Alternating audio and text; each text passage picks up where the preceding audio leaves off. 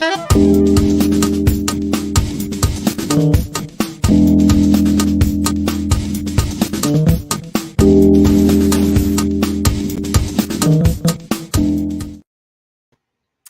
there, and welcome to a book launch live cast here from Ignite Press. I am Everett O'Keefe, the founder of Ignite Press.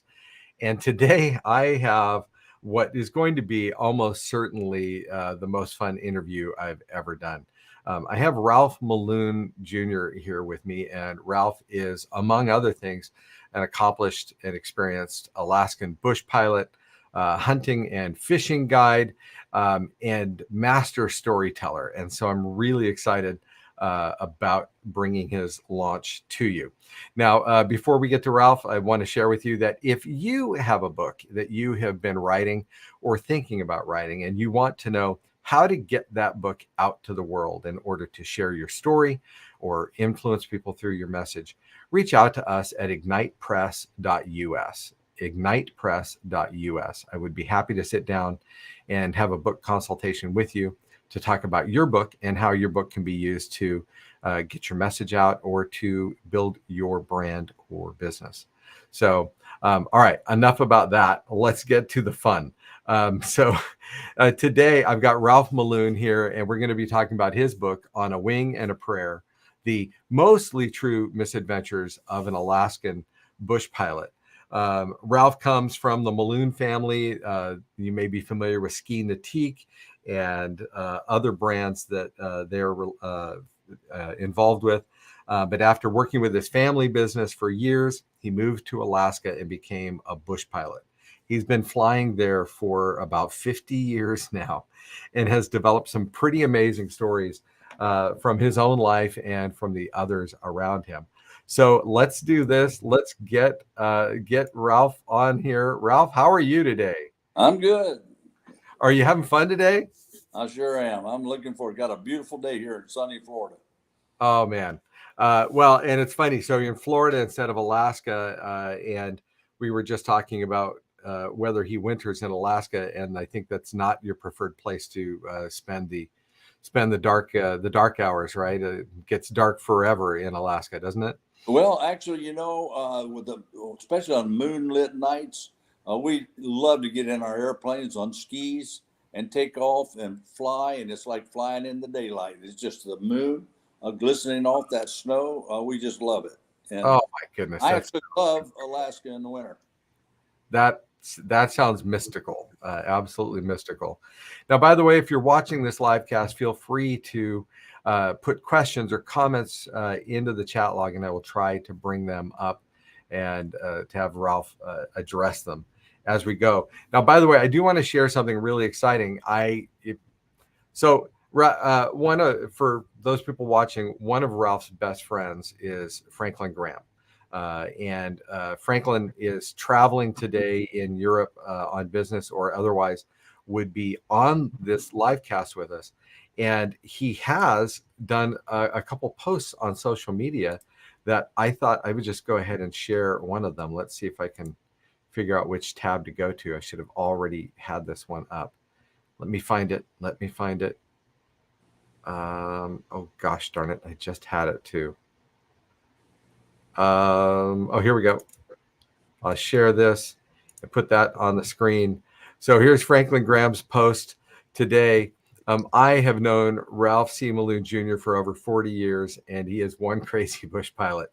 This man has hunted and fished in Alaska most of his life and has wrecked more airplanes than anybody I know and lived to tell about it. Ralph has written this incredible book based on his adventures. I think you'll really enjoy On a Wing and a Prayer. And here's the deal. I also should point out that the Kindle is normally $7.99. It is on sale now for 99 cents. So you can pick up the Kindle version of the book. But I love this. Ralph, you've already got over 2,000 likes and 198 shares on this post from 5 hours ago. Pretty darn incredible. So I thought it'd be kind of fun to share that with you and everybody else. Yeah, absolutely. All right. Well, let's get to you. I want to know, tell us first, how in the world did you end up in Alaska? Okay. Well, I've got to say something about that posting of Franklin. He didn't mention anything about the time he went upside down. And he tried to follow me in on a mountain one time, and I don't know what happened. But whatever it wasn't good because he ended up upside down. And I'll never forget how we fixed his airplane and taped some alder branches to the struts to hold the wings on, and put a new windshield in, or whatever we did, put a new propeller on. And then he said, "Well, when are you going to fly it out?" And I said, "We are." "Well, you are." And he said, "I am." I said, "Yeah." And so he did. He flew that thing off that mountain and over to Port Allsworth to where we could fix it more permanently. So we've all kind of been upside down and had a few mishaps, and it's probably one of the reasons Samaritan's Purse doesn't let me anywhere near their airplanes. But I'm pretty much uninsurable. So, but we've had a great run at it. How I got involved in Alaska, of course, I was born and raised in Orlando, Florida, to wonderful Christian parents. What a blessing. And actually born in the Florida Sanitarium in 1942. And we are in the boat business, come from several generations of boat builders. And on my dad's side, on my mother's side, come from some rebels from South Carolina. And it made a great match. And I came out of that match. I have two siblings, a sister and a brother. And we went from selling boats and going to school to flying to Alaska. But before I did, and when I was 17 years old, the family piled in the old family station wagon, and we headed all the way from Orlando, Florida to Alaska. It was a trip of a lifetime. We camped out every night, never stayed in a motel. And that was back when gas cost 29 cents a gallon. It was just phenomenal. And we had a lot of adventures on the way. I remember in Whitehorse, I got chased by an inebriated native with a hatchet in one hand and a dagger in the other. I don't know what led to that and caused it, but that happened on the way. And so, but we had a wonderful trip, came back, and my life was changed. I said, I'm going back. I can still remember getting under the waterfalls to get a shower, walking out in my bare feet into the cold mountain streams and literally picking salmon up and walking over and cooking them on the fire. I mean, it was just, I said, I got to come back here. And so as soon as I could, I learned to fly in, got me an airplane, took off for Alaska, flew all the way around Alaska, ended up in a little town called Soldotna, which means soldier in Russian, and filled up with gas to head across the dangerous Gulf of Alaska. And while I was there, I saw missionary aviation on the side of a hangar. I went in and met the folks, Roll and Harriet Emerson. They were just wonderful people. And they became my mom and pop away from home in Alaska. And we built a wonderful friendship. And so ever since then, things have developed. And I don't know where you want me, how much further you want me to go with it. Well, I think I remember the story you shared of when your parents sent somebody to find you. I think that would be an entertaining story for people. Yes. Well, I kind of lost contact when I finally left the boat business. After peddling boats for several years, I just was not satisfied. I was tired of the screeching tires, the people hollering at you and giving you the high sign. And I just said, you know what? I'm just gonna go to Alaska where I can hunt and fish. I can fly my airplane. I can go land on gravel bars and on mountaintops. And I can guide people doing this kind of thing and have a good time. And so, quite frankly, that's what I did. And I've come to just love Alaska because of that. And anyway, I kind of lost contact with the family. And next thing I know, I'm laying on my back underneath a boat fixing it, and I heard a car door slam.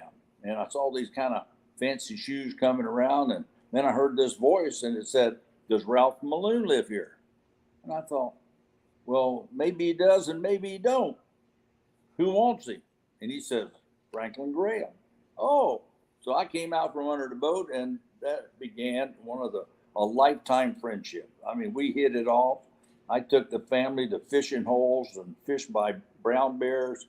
and brought them to Lake Clark, one of the most beautiful places in Alaska, almost the Lake Geneva of Alaska. And they loved that so much, they kind of settled in there a little bit themselves. And so it just was a match made in heaven. And we've had a great run at it, flying our bush planes together, landing on gravel bars, fishing, doing a little hunting, and so forth.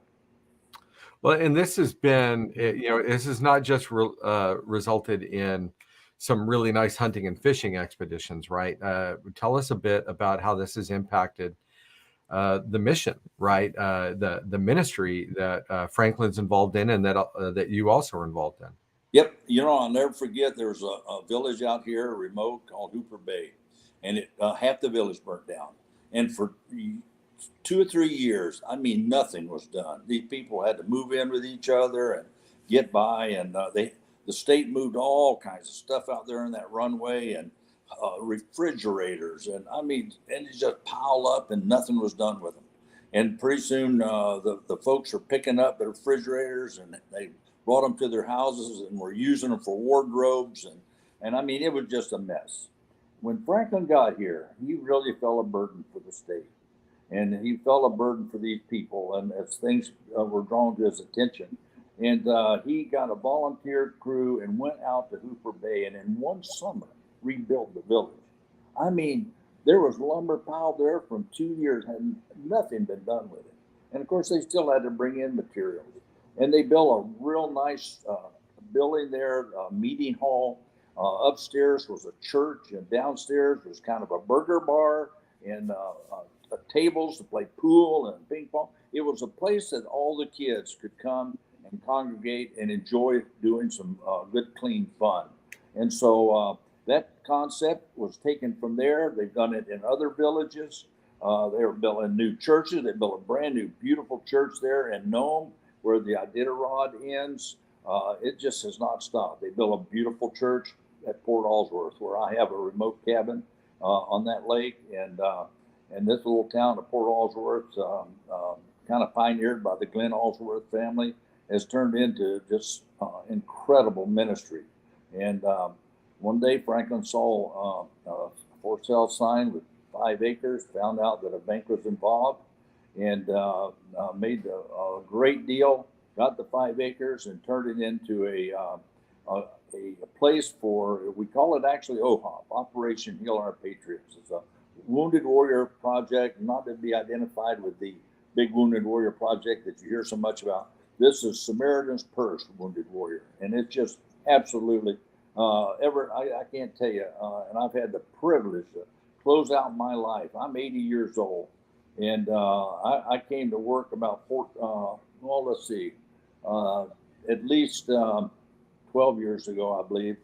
No, it was about 10 years ago with OHOP, and I am a professional guide with them. I drive a beautiful boat. We take the warriors out. We only take couples. We take 10 couples a week, beginning in mid-May and going through mid-September. And it's just been an incredible run. Wow. All right. So I've got to get to some of your stories here, because otherwise I know we'll run out of time without hitting them. Would you mind telling a story about George? George. And by the way, everybody, the book, it's in the book, On a Wing and a Prayer, which you can get for 99 cents on the Kindle version today, or the paperback as well on Amazon. But yeah, there's nothing like a story when the storyteller tells it. So Ralph, please tell us about George. George was a dear friend of mine. I introduced George. His last name was Lye, L-Y-E. And he was a builder, an incredible builder. Franklin could draw something on a napkin. George could build it. And so anyway, but he was a fishing fool. I mean, George could not put a fishing pole down except to hammer nails. And all of his boys were carpenters. And they built that beautiful church out there at Port Allsworth on Lake Clark. And George is just incredible builder and so forth. Well, anyway, him and I introduced him to Franklin, and Franklin just loved George and said, you know what, you're come into work for us, and George did. But one day I had a remote facility up on the Holt River. It was kind of a small homestead that we homesteaded, and anyway, I needed a dock, and so I said, George, you know what? If I furnish everything for you, and we trade it off somehow, I don't remember exactly how, would you go out and build that dock for me? And he said, I sure will, as long as I can fish. And so that was part of the trade-off. And I'll never forget. I mean, when I left there to go get supplies one weekend, I said, George, I'll be back Monday. I had no idea I was going to forget George. And you know, things happen. And this is not something that normally happens. But I'm telling you, I got involved. I left George out there. And I remember him taking off in the boat, going to the fishing hole. I showed him where the she fish were. And that's SHEE. It's the freshwater tarpon of the north. And he was already in that hole before I got in the air. And and I'll never forget seeing him anchored up there as I flew over. And I went back to Soldotna. And while I was there, something came up in our boat business down in California. And I had to rush down there. Well, I got so involved in this situation, I forgot George. And about 2 or 3 weeks went by. And my wife said, George, what about George? I said, George, oh my goodness. And so I jumped in the Delta and flew up there. Actually, I might even flow my own airplane. I had an airplane I could do that with. It was high flyer and fast, pretty fast. And I can't remember how, but I got here. I jumped in my 185 on floats, threw in the gear and food, and I headed out there. And as I slowed down and came into my camp, put the flaps on, I saw the boat still anchored up down there in that same fishing hole. I said, oh my goodness, maybe George died there. And I flew down slow and turned and looked, and I saw this shaggy feature stand up, and I raised. I wasn't sure if he was flipping me off or waving at me. I just know George was a tough hombre, and he was not somebody to mess with. And he came with a rep, but God saved him, and his life turned around. And but I landed, and it was about a mile or two, and I heard the boat coming. Pulled up to this beautiful dock. Was tying the airplane down. I felt the boat nudge the dock, and literally I turned around with my hand on my 44 Magnum because I didn't know how. I mean, it had been a month, and I walked up to George. George looked at me, and you know what the first words were to come out of his mouth? Why'd you come back so soon? And I said, George, I just hugged him, and I mean, he just loved it. And he had plenty of fish to eat, and I did have some stuff I had left there, and he just loved it. So that was the story of George, leaving George. Now, so you left him for a weekend. Yep. Forgot, got distracted, had to go down to California for business, and while in California, your wife, as all wives do, help us to remember things, and she's like, "Where's George?" And then it clicks. Holy cow! I've left George in the middle of nowhere in Alaska, and now George didn't have a plane. No, right? No. He didn't. He had no way to get out of where he was except you, right? Right. And I mean, he did have a boat. He could have gone down the river. I don't even know if I had enough gas there for him to make it, although he could drift. I know the natives run out of fuel hunting, and they'll just drift by and drift all the way back to their village. So that could have happened. But he was pretty. Did he have a radio? No radio. No cell phones. Right. No cell phone coverage. No or cell if phones, even if they had them. Wow. And well, I'm glad he didn't kill you. And I'm glad you didn't have to defend yourself with your 44. No. That is just incredible. All right, before you get to your next story, I see a question here, so I want to share this with you. Chris asks, "What advice do you have for young men setting out to be bush pilots today? Like, what's that like? I wonder." Oh my goodness! You just first of all got to learn how to fly. And I was flying all kind of high performance type airplanes. Airplanes that had what they call a tricycle gear, a tire up front, and two regular landing gears. And in Alaska, you usually go for the tail draggers, the ones that have the front tire moved to the back, and the main landing tires are moved a little bit forward, and it's called a tail dragger. And the reason why is you don't have a tendency to knock off the whole front gear. And that when running the tricycle gears, you can land, get in soft stuff, knock that gear off, and you're stuck. But in the tail dragger, you got a much better chance. So you got to learn tail dragging. So my advice is get a good tail dragger pilot and learn how to fly a tail dragger. And if you are going to fly the bush, now there are some people flying these tricycle sky lanes and high performance sky lanes and coming in and out of pretty short strips. But to go land on beaches and to land on really rough terrain, you really need bigger tires and a tail dragger. And people need some training, and the big thing is experience. And it's wonderful. You got somebody you can hook up with and just fly with them and see what they do and what makes them turn around at what point. And what do you do if you get caught in a situation? You have to just keep trudging ahead. And I mean, I've been in situations where it went south. I mean, the snow just fell down around me in a whiteout, and I had no way but just going straight. And I learned that you got to pull on your flaps, you got to slow way down, and just hold your course.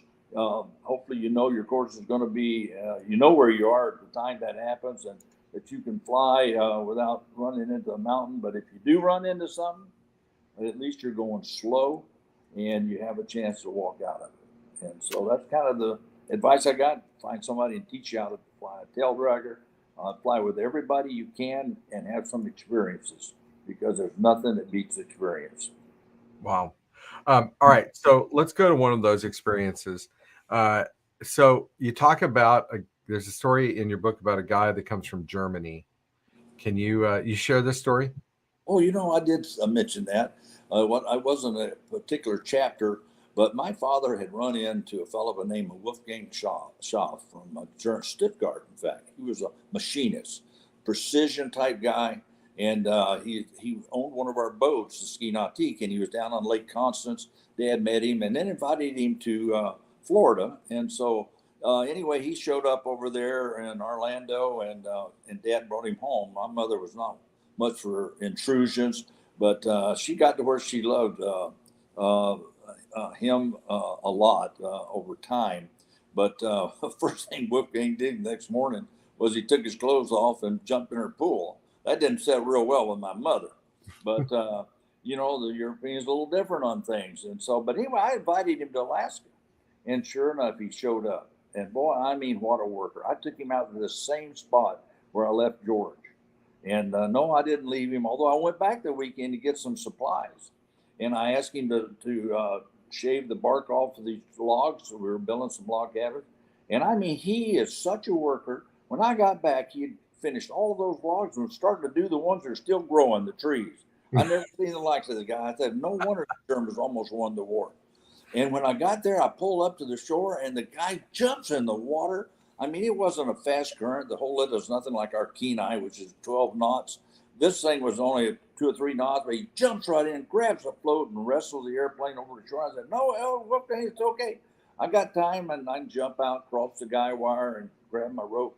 Well, anyway, I said, what happened to you? And I looked at him, and I mean, he was disheveled, scratches all over him. I said, you look like you've been through a meat grinder. He said, I don't know. He said, I went out this morning to take pictures, walk along the river, and this wild animal run over me. I said, well, what was it? He said, I don't know. I said, what'd you do? He says, I got up and ran like heck. And I said, then what? He knocked me over again. I said, what'd you do then? He said, I hit it on the nose with a stick. Got up and ran again. And he says, it knocked me over 2 or 3 times. And black bears will just sit right down and eat you if they're hungry. Now, brown bears, they just maul you. And then they go sit in the bush and wait and see if you move for a while. And you got to just lay still until they leave. And just, don't move. But you can't do that with a black bear. You got to fight back.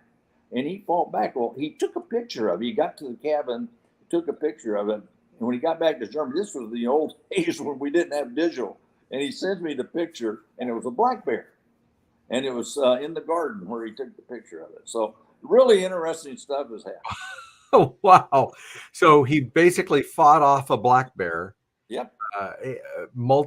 Oh, my goodness. Yeah. Oh, my goodness. Man, I'll tell you. Hey, I've got a few pictures I want to share. You want to tell us about this one? Oh man, that was the last wreck I've had.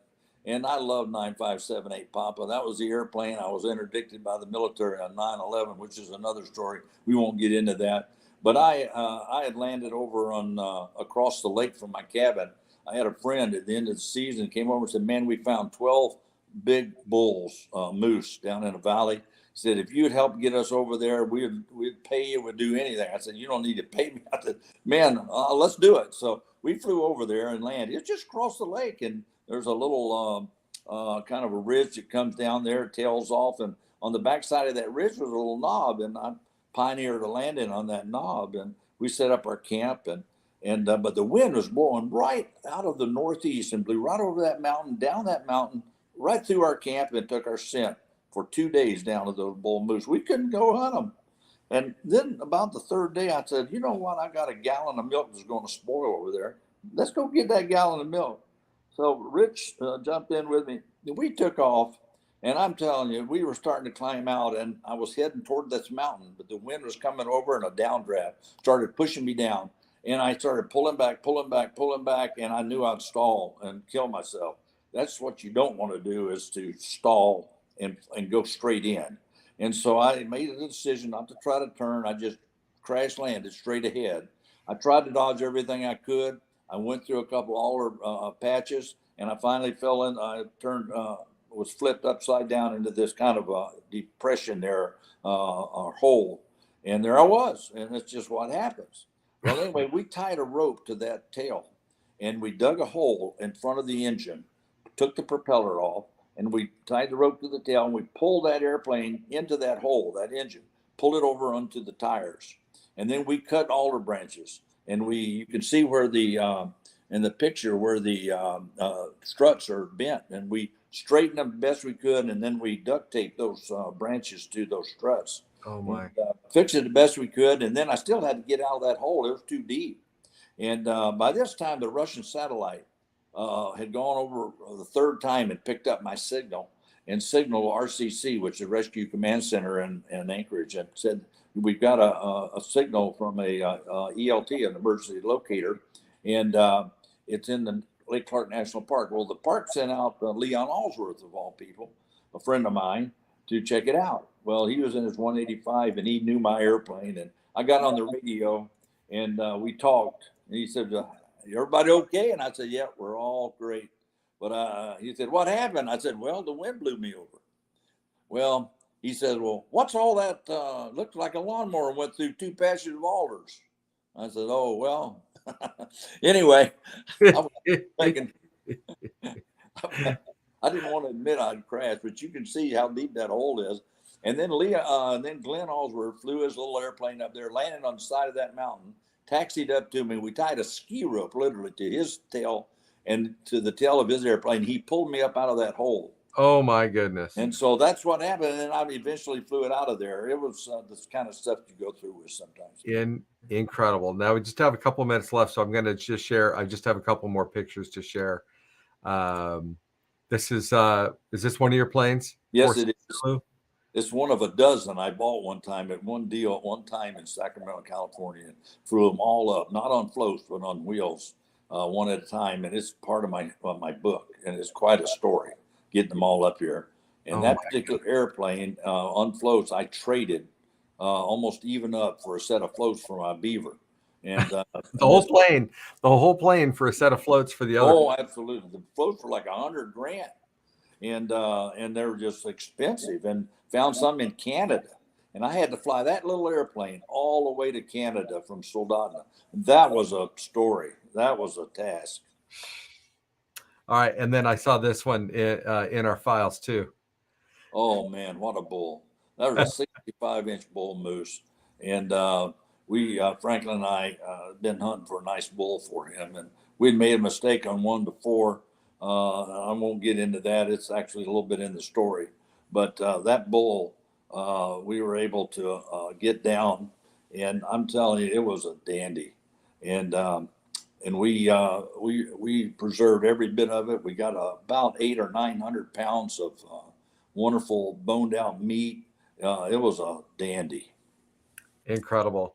Well, I tell you, Ralph, I know that you and I could sit here and go through stories for hours. And in fact, I've heard rumor that that's what happens around the campfires up there It's in what happens.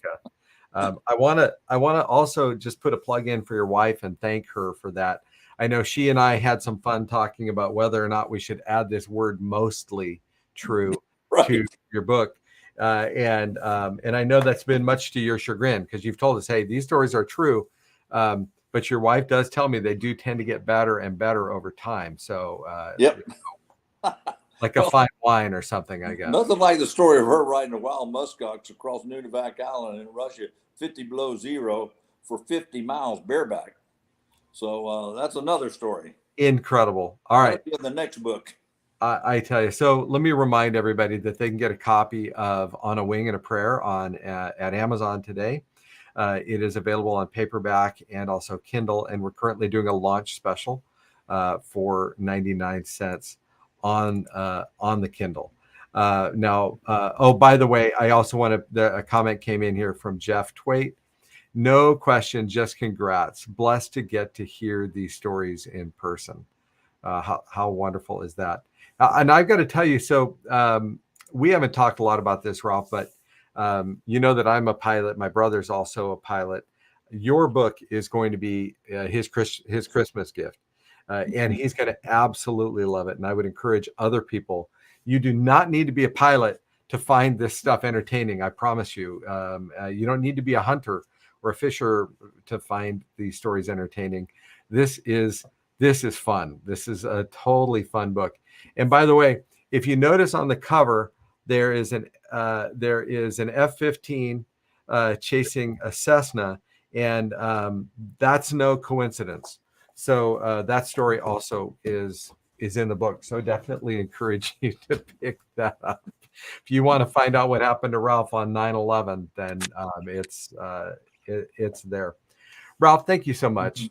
Thanks for joining me for this live cast. Thanks for letting us at Ignite Press take a role in bringing your book out to the world. You have been an absolute joy to work with. I've enjoyed personally getting to know you, and I know my team has loved working with you, Ralph. Well, I've enjoyed working with you guys, and you'll be working with me in my next book, I promise. I heard it's already underway. It's underway. You're busy writing it already. I love it. Frank All right, Frank has already suggested a chapter, and we're excited about it. I can't wait to see it. More fun. So for everybody, please go ahead and pick up your copy of On a Wing and a Prayer. And you will not regret it. This will be super, super fun. So thank you again for joining us on this live cast. If we can ever be a help, reach out to us at ignitepress.us. That's ignitepress.us, where we specialize in helping you bring your message to the world and utilizing it to build a brand or a business, or sometimes just for fun or legacy. Thank you so much for joining us today.